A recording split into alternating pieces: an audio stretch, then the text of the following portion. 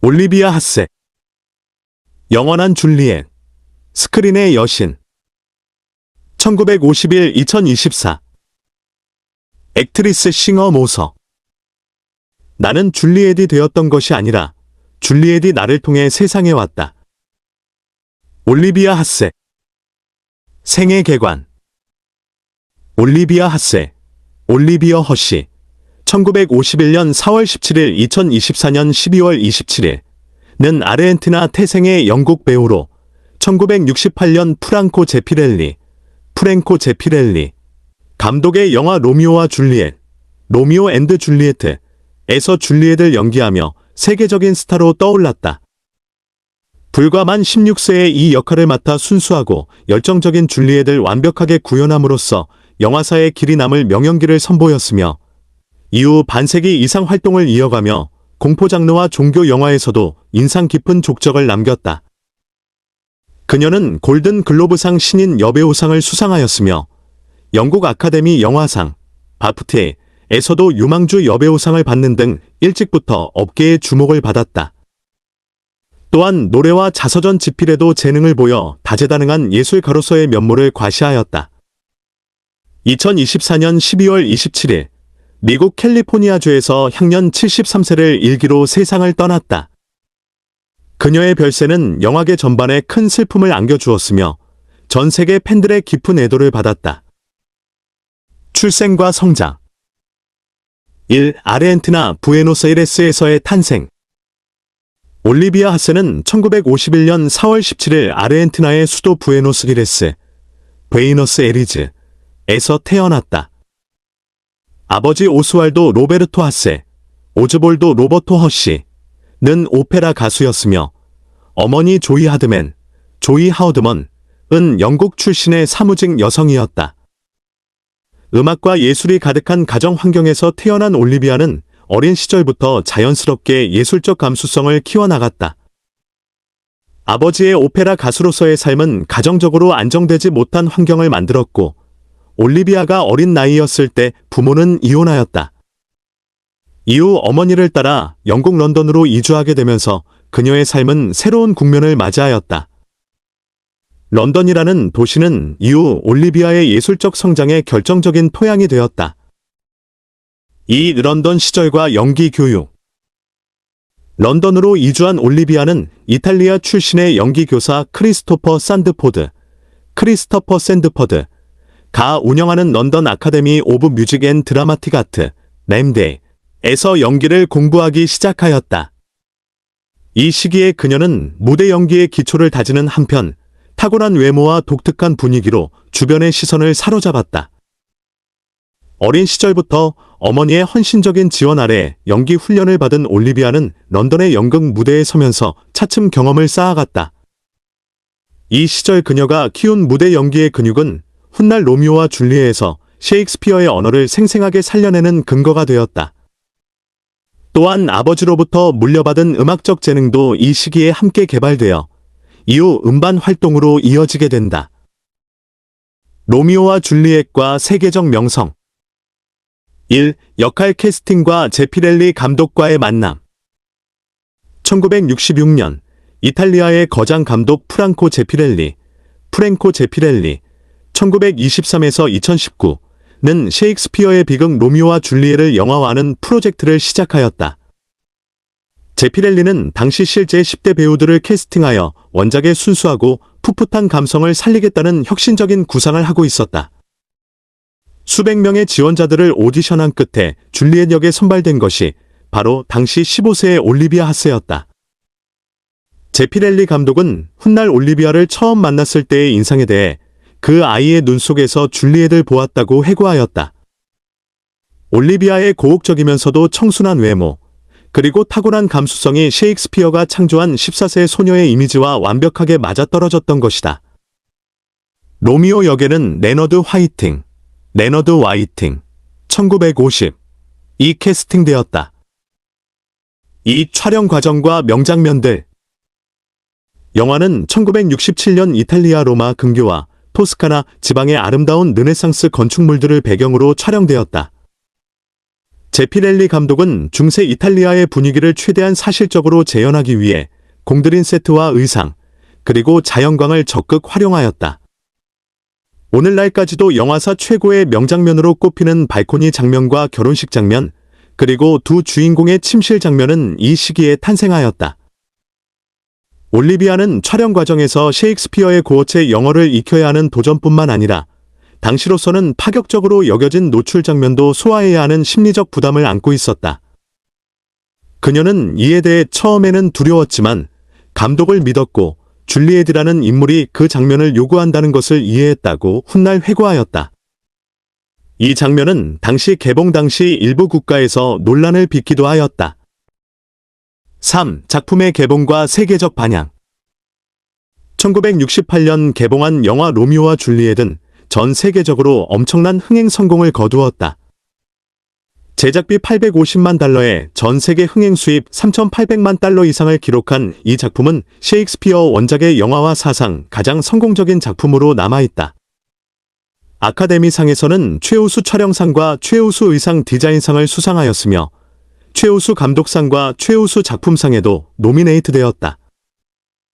올리비아 하세는 이 영화로 1969년 골든 글로브상 신인 여배우상, 골든 글로브 어워드 포 뉴스타어 오브 더 이어 액트리스를 수상하였으며 영국 아카데미 영화상, 바프트에서도 신인상에 해당하는 유망주 여배우상을 받았다.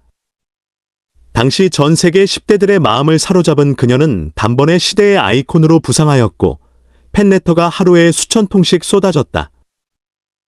제피렐리 감독이 없었다면 나의 줄리엣도 없었을 것이다. 그는 내가 두려움 없이 줄리엣을 살 수 있도록 이끌어준 스승이었다. 이후의 영화 경력 1. 1970년대 다양한 장르 도전. 로미오와 줄리엣의 성공 이후 올리비아 하세는 뒤따르는 주목과 기대를 이어가기 위해 다양한 장르의 작품들에 도전하였다. 1972년 멜 브룩스 감독의 초기작에 출연하였으며 1973년에는 인도를 배경으로 한 드라마에 참여하였다. 이 시기에 그녀는 이전 대표작의 이미지에서 벗어나 자신의 연기 영역을 확장하려는 노력을 기울였다.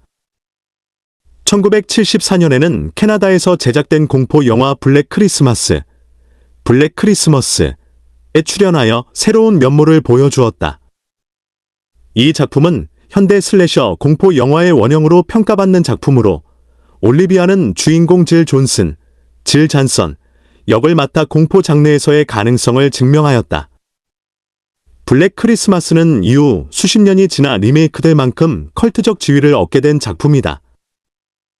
이 종교 영화의 아이콘, 성모 마리아 역할. 올리비아 하세의 경력에서 로미오와 줄리엣과 함께 또 하나의 중요한 이정표가 된 것은 1977년 이탈리아 독일 합작 TV 미니 시리즈 예수 그리스도, 지저스 오브 네저러스에서의 성모 마리아, 버진 메리 역이었다. 프랑코 제피렐리 감독이 다시 한번 메가폰을 잡은 이 작품은 당시 TV 역사상 가장 야심찬 종교 드라마로 화제를 모았으며 예수 역에는 나버트 파우에 이 캐스팅되었다. 올리비아는 이 작품에서 마리아의 순수함과 성스러운 품격, 그리고 아들을 잃은 어머니의 고통을 탁월하게 표현하며 또 한 번 세계 시청자들의 마음을 사로잡았다. 줄리엣과 마리아라는 두 역할은 이후 올리비아 하세라는 이름과 불가분의 관계를 맺게 되었으며 그녀를 순수와 아름다움의 상징적 존재로 자리매김하게 하였다. 이 작품 이후 올리비아는 종교적 주제의 영화와 드라마에서 꾸준히 러브콜을 받았다. 1997년에는 마더 테레사, 인 더 네임 오브 가스 푸어, 마더 터리서, 인 더 네임 오브 가즈즈 포어에서 마더 테레사 역을 맡아 또 한 번 성스러운 여성의 전형을 연기하였다. 3. 공포 영화와 장르 다양화. 1980년대에 들어 올리비아 하세는 공포 장르에서 더욱 두드러진 활동을 보였다. 1980년에는 익사이트먼트, 바이러스 같은 작품에 출연하였으며 1981년에는 하우스 오브 러스트에 참여하였다. 1987년에는 존 카어펀터 감독의 프린스 오브 다크니스 프린스 오브 다운리스에 출연하여 공포 영화 팬들 사이에서 독특한 위상을 굳혔다. 이 시기 그녀는 로미오와 줄리엣의 청순한 이미지와는 전혀 다른 면모를 보여주며 배우로서의 스펙트럼을 넓혀갔다. 비록 주류 상업 영화의 정상급 배우로서의 지위를 유지하지는 못하였으나 다양한 작품을 통해 꾸준히 배우의 길을 걸어간 그녀의 성실함은 업계에서 높이 평가받았다. 개인 생활 1. 3번의 결혼. 올리비아 하세의 개인 생활은 3번의 결혼으로 점철되었다. 첫 번째 남편은 영국의 배우 딘 폴 마틴, 딘 폴 마어턴, 1951에서 1987으로 가수 딘 마틴, 딘 마어턴의 아들이었다. 두 사람은 1971년에 결혼하여 아들 알렉산더 하세 마틴, 엘리그젠더 허시 마어턴을 얻었으나 1975년 이혼하였다. 딘 폴 마틴은 이후 1987년 군용기 사고로 유명을 달리하였으며 올리비아는 이 비극적인 소식에 깊은 충격을 받았다고 전해진다. 두 번째 결혼은 일본의 가수이자 배우인 후리이치 아키라, 고정명, 영어명 어키러 퓨루러키와의 것이었다. 두 사람은 1980년 결혼하여 딸 인디아 아이코 이노우에 인디어 아이코 이누를 낳았으나 이 결혼도 결국 파경을 맞이하였다. 올리비아는 이 시기 일본에도 상당히 알려져 일본 팬들의 사랑을 받았다. 세 번째이자 마지막 남편은 미국의 가수이자 배우 데이비드 글렌 아이젠버그, 데이비드 글렌 아이전버그로 1991년 결혼하여 아들 맥스 아이젠버그, 맥스 아이전버그를 얻었다. 이 결혼은 그녀가 세상을 떠날 때까지 지속되었으며 올리비아는 자서전에서 데이빗과의 삶이 가장 안정되고 행복했던 시간이었다고 회고하였다. 이 자서전 출간과 내면의 고백. 2014년 올리비아 하세는 자신의 삶을 담은 자서전 더 걸 온 더 발코니, 올리비아 허시 파인즈즈 라이프 애프터 로미오 앤드 줄리엣, 발코니 위의 소녀를 출간하였다. 이 책에서 그녀는 어린 나이에 세계적인 스타가 된 이후 겪어야 했던 심리적 압박과 고독, 자신의 정체성을 찾아가는 여정을 솔직하게 털어놓았다. 자서전에서 특히 주목할 만한 것은 로미오와 줄리엣 촬영 당시 프랑코 제피렐리 감독으로부터 부적절한 요구를 받았다는 고백이었다. 올리비아는 감독이 사전 고지 없이 노출 장면을 추가하였으며 이를 거부할 수 없는 압박을 느꼈다고 서술하였다. 이 고백은 수십 년이 지난 뒤 미투 운동의 맥락에서 다시 주목받으며 영화계 내 권력관계에 대한 논의를 촉발시켰다. 또한 그녀는 자서전을 통해 한때 극심한 우울증으로 고통받았으며 신앙의 힘으로 이를 극복하였다는 내면의 여정을 고백하였다. 줄리엣이라는 역할의 거대한 그림자에서 벗어나 한 인간으로서의 올리비아를 찾아가는 과정은 많은 독자들에게 깊은 공감을 불러일으켰다. 3. 음악 활동. 올리비아 하세는 배우 이외에도 가수로서의 활동을 펼쳤다. 특히 두 번째 남편 시절 일본 시장을 겨냥한 음반을 발매하며 일본 팬들의 사랑을 받았다. 아버지로부터 물려받은 풍부한 음악적 소양을 바탕으로 서정적이고 감미로운 노래들을 선보였으며 일본에서는 상당한 인기를 누렸다. 만년과 별세. 1. 로미오와 줄리엣 노출 장면 소송. 2023년 올리비아 하세와 레너드 화이팅은 1968년 영화 촬영 당시의 노출 장면과 관련하여 파라마운트 픽처스를 상대로 소송을 제기하였다. 두 배우는 당시 감독이 해당 장면을 촬영하지 않겠다고 약속하였으나 이를 어기고 실제로 촬영하였으며 이 장면이 사전 동의 없이 영화에 사용되었다고 주장하였다. 이 소송은 미성년자의 권리와 영화, 산업에서의 동의 문제를 둘러싼 사회적 논쟁을 불러일으켰다. 그러나 소송은 법원에 의해 기각되었다. 법원은 해당 사건이 캘리포니아주의 시효 기간이 도과하였다고 판단하였다. 이 결과에 대해 올리비아는 실망을 표명하면서도 자신들이 문제를 공론화한 것 자체가 의미 있는 일이었다고 밝혔다. 이 소송은 영화 산업 내 배우 보호 제도의 필요성을 환기시키는 계기가 되었다. 이 말년의 활동. 말년의 올리비아 하세는 직접적인 연기 활동보다는 팬들과의 교류와 강연, 그리고 자신의 경험을 나누는데 더 많은 시간을 할애하였다. 각종 영화 회고전과 팬 미팅에 참석하여 젊은 시절의 명연기를 기억하는 팬들을 만났으며 소셜미디어를 통해 팬들과 소통하는 현대적인 방식도 적극 활용하였다. 그녀는 말년에도 로미오와 줄리엣에 대해 깊은 애정을 지니고 있었으며 그 작품이 자신의 삶에 가져다준 의미를 긍정적으로 받아들이고 있었다. 한편으로는 줄리엣 이외의 다양한 역할들을 통해 보여준 자신의 연기 영역도 재평가받기를 원하였다. 3. 별세와 추모.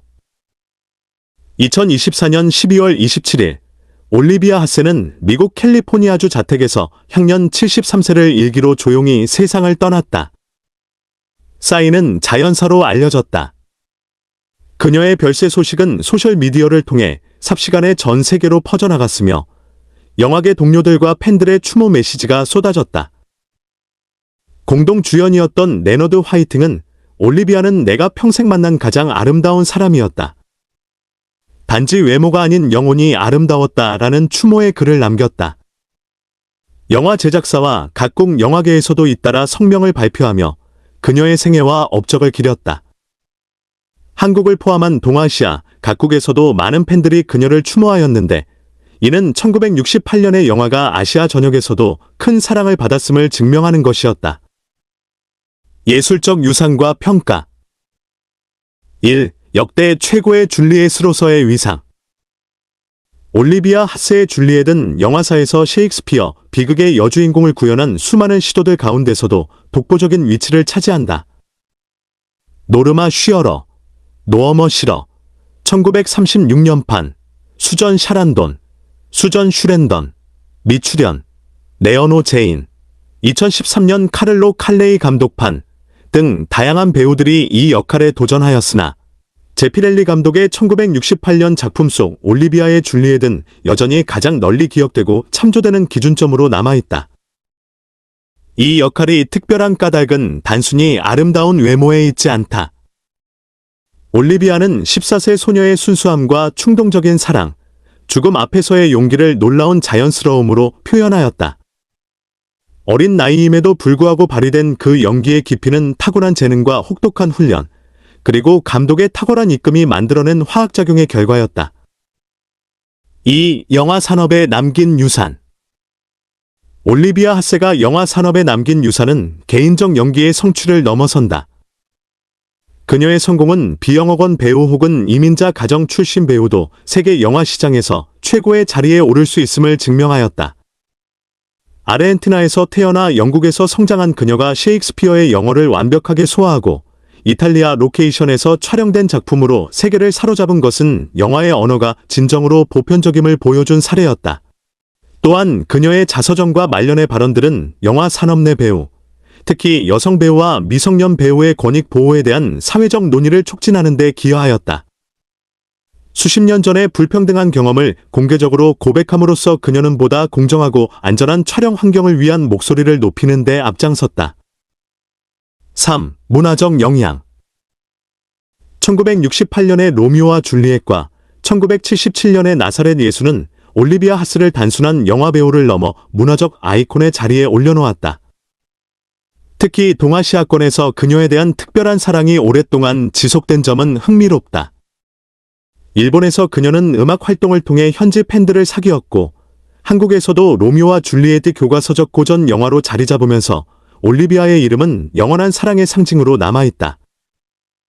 그녀의 이미지는 이후 수십 년에 걸쳐 광고, 예술 작품, 문학 작품 등 다양한 매체에서 인용되거나 오마주되었다. 순수하고 아름다운 사랑의 화신으로서의 올리비아 하세의 이미지는 그녀가 세상을 떠난 뒤에도 영원히 스크린 속에서 살아 숨쉴 것이다. 주요 작품 연보. 1968년 로미오와 줄리엣, 로미오 앤드 줄리에트, 줄리엣 역 감독, 프랑코 제피렐리. 1974년 블랙 크리스마스, 블랙 크리스머스, 질 존슨 역 감독, 밥 클락. 1977년 나사렛 예수, 지저스 오브 네저러스, 성모 마리아 역 감독, 프랑코 제피렐리. 1980년 바이러스. 출연, 감독, 후카사쿠 긴지. 1987년 프린스 오브 다크니스, 프린스 오브 다억니스. 출연, 감독, 존 카펜터. 1990년 클레오파트라, 클리어펠러, 클레오파트라 역 TV 영화.